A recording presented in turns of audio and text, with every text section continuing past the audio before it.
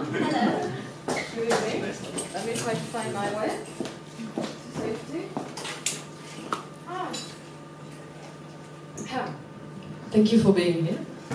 So tonight we're launching, well, I'm launching my first novel in English, which is called The Music of the Cosmos. So why did I write it? Because of someone hidden at the back there, who for years talked to us about a place called Hunby in Kent, where it's coming from, and which also happens to be the birthplace of a musician called Kevin Ayers, who was a founding member of Soft Machine being the defining band of the Canterbury music scene. So everything kind of built up in my head, and I was reading something about the May 1968 revolution in Paris, I mean in France, the whole of France, but I don't know how I mixed everything in my head. And somehow I came up with this story of people being stuck in France, those musicians from that kind of area, Canterbury, being stuck in France during the May 1968 events in France. And somehow, obviously, something horrible had to happen to them. So it all built up in my head, and then I mixed the whole story with some psychedelic drugs. I mean, in the story. You sure? Yes, okay, thank you. And so it gave rise to this book. So thank you for being here and helping me launching it tonight. So now I'm going to leave Mr. James Urgenson here to read parts of the book, because he's a man and the story is told from a main narrator's perspective. So there you go, James, if you can make your way. And then the musicians here.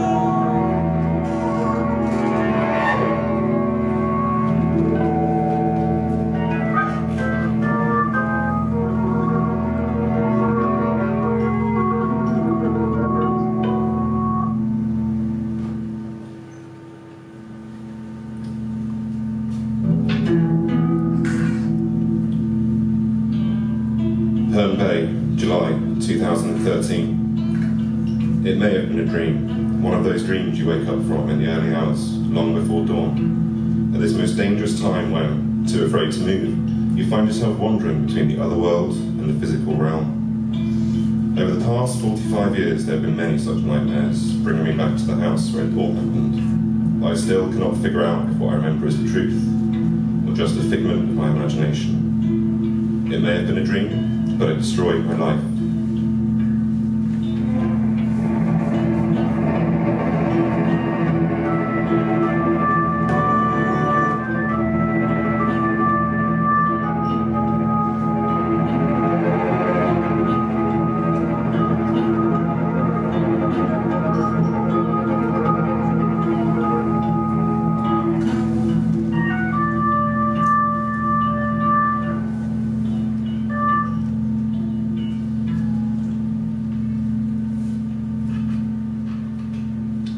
Sometimes I almost believe that none of it actually happened, and for a few hours, a few days even, I am at peace, content with my semblance of the life in the town of my youth, the only place on earth where I can bear to be alive still. But then, inevitably, my hand finds Gaius' diary, and I cannot help but read it again. How many times over the past 45 years have I read it, this little black book, covered in Gaius' sharp, precise, almost inhuman handwriting? By now, I should know its entire contents by heart. There's always a sentence that jumps out at me, some words I had not noticed before that make it more real even than when it happened. And then it all comes flooding back, and the illusion that it was just a dream dissolves into a muddy stream of memories. I still cannot find the strength to talk to anyone about it, to free my conscience, find my way to redemption, and be absolved. But redemption and absolution are absurd concepts. I thought so in my youth, before this fateful year of 1968. I still do, but for very different reasons.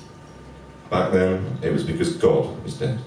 Now, it's because I am dead. Dead alive. Moving among the living, but never interacting with them. The only creatures I still communicate with are my cats. These silent companions who only ever demand from me some food and a few pats over the head. And Joe, my sole remaining friend, who moved away from the town of our youth shortly before I returned home after years of fogginess. I cannot relate to my sister Liz and her family, for I'm a completely different person from the teenage boy who said his goodbyes all those years ago. And despite her best efforts at bringing us together, her children are but strangers to me. Joe is the only human being I can still connect to, most of the time in an entirely silent way. We sit on the grass by the Ricola Towers at the far end of the bay, between our hometown of Herne Bay and Margate, where Joe resides. For hours on end, we stare at the sea coming and retreating, this greyish blue and emerald sea, which looks so much more majestic somehow, from the other side of the channel. Maybe because I was younger, and maybe because I had yet again taken one of those pills that made me see the world in a brighter light. A light made of colours, invisible to the naked eye. Sometimes I invite Joe to come spend the rest of the day with me at the Blue Cottage, and we walk back to Herne Bay, in silence still. As we approach the town, snippets of our childhood and teenage years come back to us. And although I'm not certain what Joe's favourite memories are, I invariably picture us, and others whose names I've long forgotten, roaming the same path until sunset on the endless days of summer, innocent, unaware, and full of hope.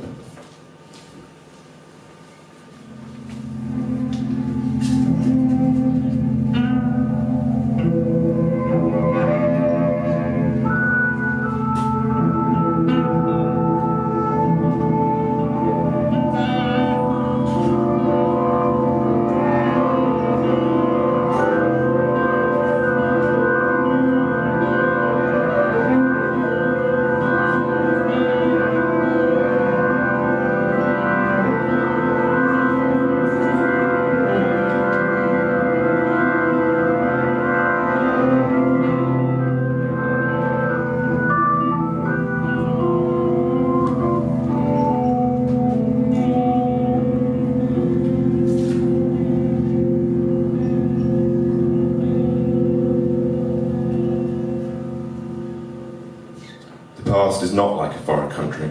It is a parallel universe in which chains of events may be slightly modified, but will always lead to the same inevitable outcome. I saw and comprehended it, or at least I thought I saw and comprehended it, back in 1968, in the house where it all happened.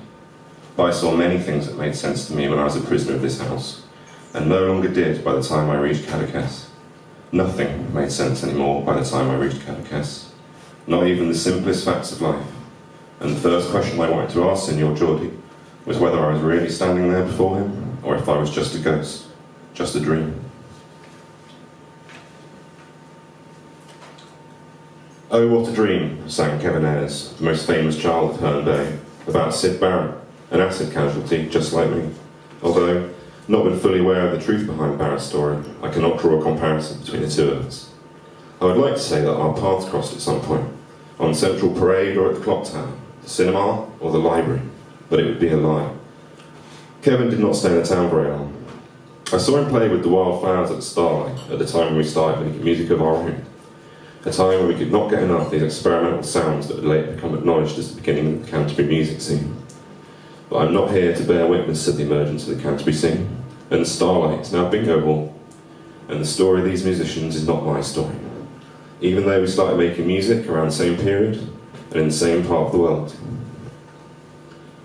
William's face, the face he showed to the world as a 17-year-old, is the one that appears in my mind's eye every time Joe and I walk back from the Ricola Towers, after a day of silent conversation.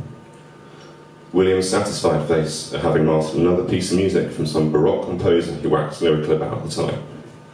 His slightly annoyed face at the thought of having wasted another afternoon, lazing around on the beach instead of practicing the violin.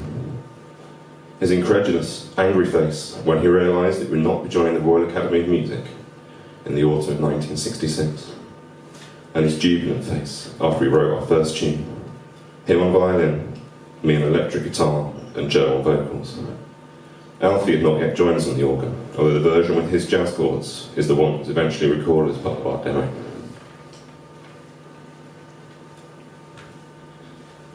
Some days, as we reached a spot on the central parade by the old ship pub, where we would meet as teenagers, William appears to me, so real that it cannot possibly be a simple projection of my mind's eye. This is usually the moment when I tell Joe to leave me and go back home to his wife. He does not always grant me my wish. Why is it always William's face that appears to me on these silent walks with Joe? Why William and not Alfie? Although William and I had a long history together, a history that started in our early teenage years, things had changed by the time we reached Montolieu, and we no longer were as close as we had once been. I guess the reason why it's William who appears to me, rather than Alfie, is because I decided to block out the memory of Alfie. For a very long time, the mere thought of him, of his mother's flat in Notting Hill, or even of his uncle's store in Portobello Market, was unbearable. Over the years, Joe has regularly asked me, begged me in fact, for an account of these days on the road back in 1968. But up until now, I've always turned down his requests. I don't think he will ever stop trying. He wants to know what happened. But how could I possibly explain to him the events of this fateful month of May 1968, when I do not fully understand them myself? He loved these people as brothers, just as I did, but he did not go through the whole experience with them. He was too scared to throw himself whole into the musical adventure, and Gaius did not particularly want him to join us either. He was definitely not cut out for it, but in the end, neither were we. I've toyed with the idea of lending him Gaius' diary, but I fear we'll discover in these pages something I've not been able to find. I am worried that he will unearth some elements of the story I never comprehended, and I'm scared beyond words that what he uncovers will destroy me once and for all. The guilt is eating me alive, because I'm here, and they're not. Strolling down the central parade on this July evening, we noticed some unusual activity on the beach, where sculptures had been erected that resembled chess pieces, a knight, a king, and a couple of pawns. These statues are so strangely reminiscent of Signor Georgi's house that I feel the sweat invading my entire body, my throat becoming dry, and my head spinning, all at once. Let's ask what's going on, Joe suggests, breaking the silence between us for the first time today. He cannot help but fall back into his journalistic ways. In his mind, this is a potential story, and he may well be right. He retired a couple of months ago, but I know he still writes articles for the Isle of Thanet Gazette, the local journal he has worked for over the past 40 years. I know he is very bored, for I am certainly not the most entertaining of companions, and so I agreed to follow him to the beach. It turns out that the sculptures are in fact an installation, as part of a festival that will open in a couple of weeks, entitled I Am Not Dead, I Am in Herne Bay. An exhibition about the time the French artist Marcel Duchamp spent in our little town 100 years ago.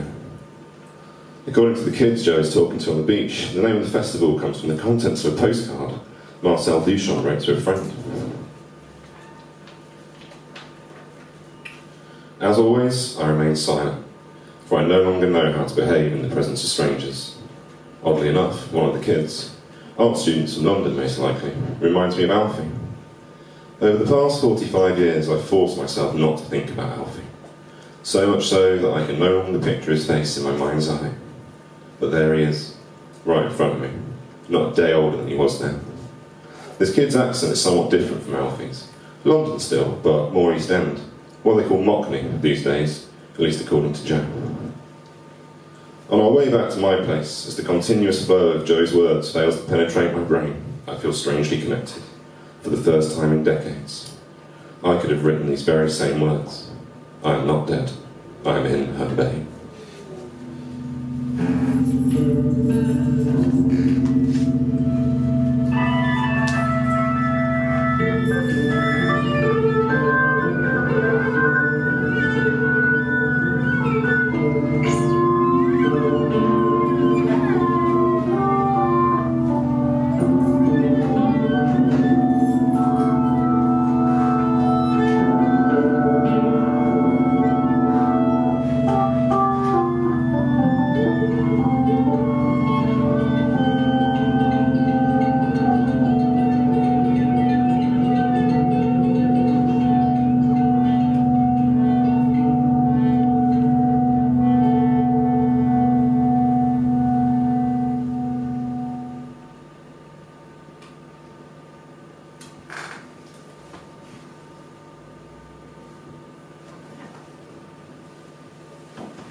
Thank you.